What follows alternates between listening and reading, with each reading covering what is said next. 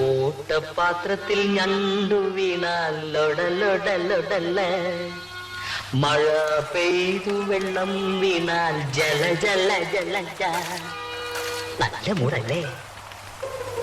ആ വിരിഞ്ഞ പാലപ്പൂമണം വന്നാൽ ഗുമുകുമകുമകു, തേൻ കൂട്ടിൽ കല്ലു വീണാലു